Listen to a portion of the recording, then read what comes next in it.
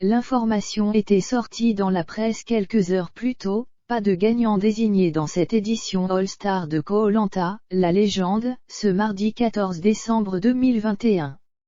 La production et Denis Brognard ont tenu parole. Alors que Claude et Laurent étaient les deux finalistes, les votes ont été invalidés en raison des trop nombreuses polémiques de triche à saison d'exception, finale d'exception.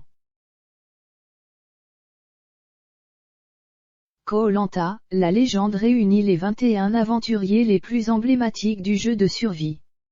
Une édition All-Star qui célèbre les 20 ans de succès du programme.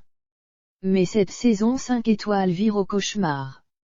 Les scandales de tricherie se multiplient. La production, désabusée, a pris alors une lourde décision, pas de direct ce soir, contrairement aux saisons précédentes.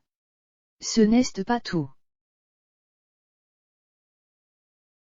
Compte tenu des faits de triche avérés en plus des 2 plats mangés en secret par Teyura, 5 aventuriers ont été pris en photo lors de dîners clandestins, la sanction est lourde. Pas de gagnant ni de chèque de 100 000 €, annoncent nos confrères du Parisien.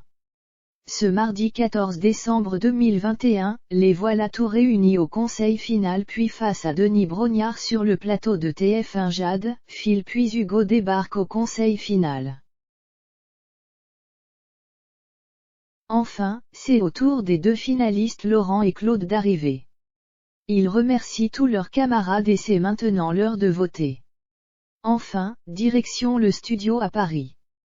2 aventurières manquent à l'appel, Kumba qui est souffrante et Alix qui doit observer une période d'isolement après un voyage en Afrique du Sud. Cette dernière est toutefois présente par visio. Tous sont pimpés, tirés à 4 épingles. Namadia est très élégant en tenue traditionnelle nigériane, Cindy enceinte et sublime en robe noire moulant son baby bump alors que le dépouillement était très attendu, Denis Brognard annonce qu'il n'y en aura pas. Il révèle qu'avec la production, il a découvert les tricheries d'un petit groupe d'aventuriers.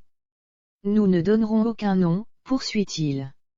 Ces affaires de triche sont une atteinte à l'équité entre concurrents et à fausser le déroulement du jeu.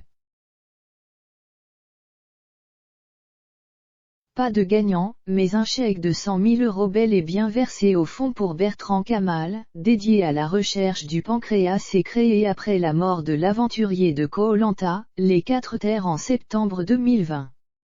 Un joli geste pour conclure cette saison pour le moins particulière. Du côté des audiences, la finale de Koh-Lanta a rassemblé 4,42 millions de téléspectateurs, soit 22,9% du public de 4 ans et plus. France 3 était leader de la soirée avec ses 5,64 millions de téléspectateurs qui suivaient la fiction Crime à Billotte.